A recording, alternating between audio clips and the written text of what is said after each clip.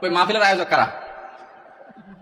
সামনে আসেন না, সামনে আসেন। কই পোস্টার কই?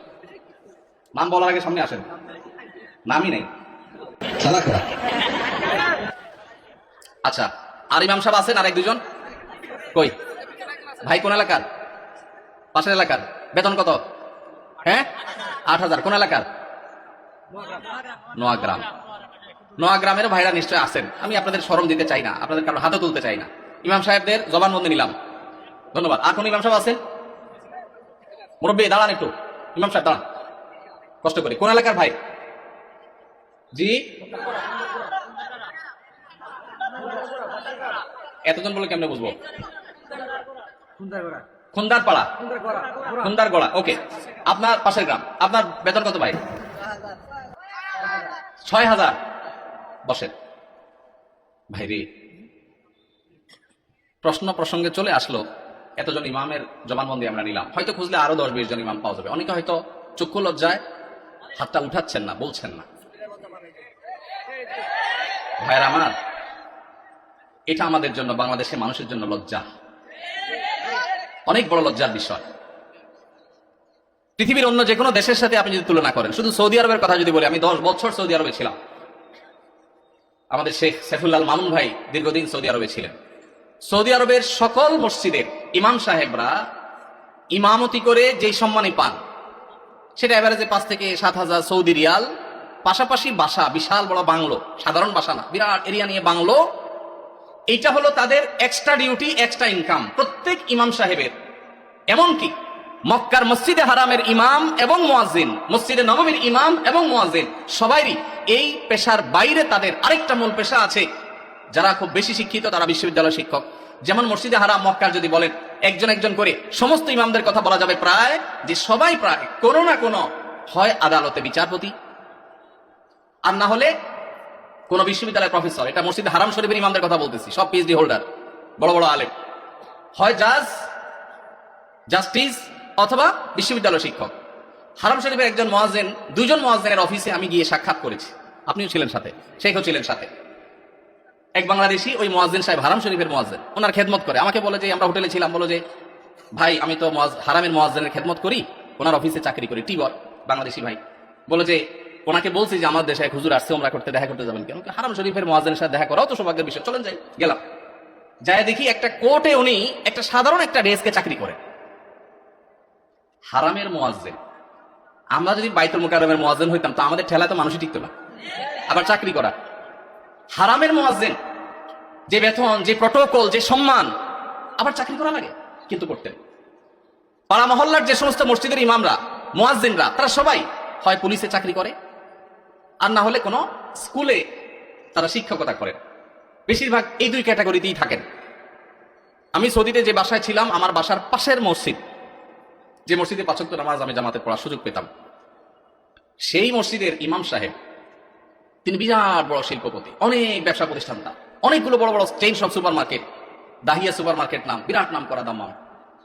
ভাইরে, ইমাম সাহেবদের অন্য বড় বড় চাকরি এবং ব্যবসা থাকার পরও মসজিদ থেকে তাদেরকে বাংলো এবং বিরাট বড় সম্মানে দেয়া হয় সৌদি আরবে। আপনি বলবেন সৌদি আরব মানুষ বেতন অনেক বেশি। বেতন অনেক বেশি, এই জন্য বাড়ি অনেক বড়টা দেয়। বেতন অনেক বেশি, এই জন্য টাকা, বাংলাদেশি টাকায় 1.5 লাখ 2 লাখ দেয়। এটা হলো সেকেন্ড ইনকাম, তার ফার্স্ট ইনকাম আরেকটা আছে। তাই বলে আপনি 5-6 হাজার টাকা দিবেন? ঢাকা শহরের কাজের বুয়াদের বেতন 5-6 হাজার টাকা নাই অনেক বাসা।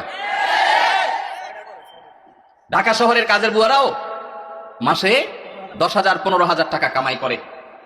ঢাকা শহরে কোন দারোয়ানের বেতন 5,000-6,000 টাকা নাই, কোন পিয়নের বেতন 10,000 টাকার নিচে নাই। সেখানে কুমিল্লা শহরের কাছে, এটা সদর থানা এবং শহরের কাছে, এই জায়গায় 5-7 হাজার টাকা আজকালকার বাজারে চাউলের টাকা জোগাড় করা তো কঠিন হয়ে যায়। এই ইমাম সাহেব আবার যখন কোন একটা কাজ করতে যাবেন ইমামতির পাশাপাশি, বলবে হুজুর আমাদের দুনিয়াদার হয়ে গেছে, হুজুরদের দুনিয়ার লোভে ধরছে। এক বেটা, তার মসজিদের মুসল্লিরা ইমাম সাহেবকে এরকম খোঁচাইত, বেতন দেওয়ার নাম নাই, ইমাম সাহেব আর কিছু করলে ডিস্টার্ব করতে। তো ওই মসজিদে একজন ভালো মানুষ ছিল, উনি বললেন হুজুর আপনাকে আমি ওই যে মুসিরা যে জুতা পলিশ টলিশ করে ওইরকম একটা বাক্স কিনে দেব, সাথে রং টং যা লাগে, ডাস্টার, ব্রাশ, এগুলো সব দিয়ে দিব। আপনি ইমামতি করে মসজিদে নামাজ পড়ানো শেষ হলে মসজিদের বাহিরে এসে ওইটা নিয়ে বসে যাবেন এবং মুসল্লিদেরকে বলবেন, ভাই আপনাদের জুতাগুলো দেন, যার যার পুলিশ করা লাগে আমি করবো, আপনারা আমার টাকা দিয়ে। ইমাম সাহেব চুপ বড় বড় হয়ে গেছে, কি বলে রে বেটা? বলে, ভাই আপনি এই কাজটা যদি করেন, মুসল্লিরা বাইর হয়ে যেটা সিসি করবে, আরে হুজুর এটা কি করছেন?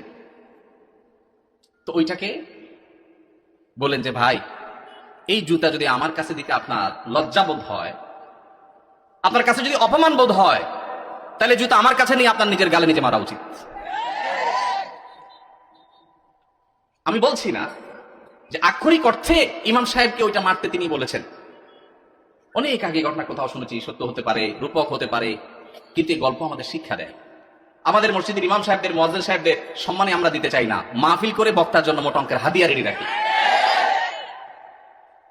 আপনারা বলবেন, হুজুর আপনিও তো মোটা অঙ্কে নিয়েই যাবেন, ওয়াস্ত করতেছেন।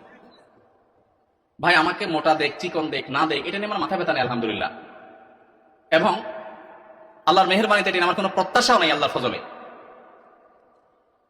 কিন্তু মাহফিল আয়োজকদেরকে বলতে চাই, যারা মাহফিল আয়োজন করেন, লক্ষ লক্ষ টাকা যদি মাহফিল পিছনে খরচ করতে পারেন, ইমাম সাহেবদের বেতন কেন 15,000 20,000 টাকা হতে পারে না? এই দেশে বিভিন্ন শ্রেণী পেশার মানুষদের বেতনের সর্বনিম্ন স্কেল বা একটা স্কেল ঠিক করে দেওয়া হয়।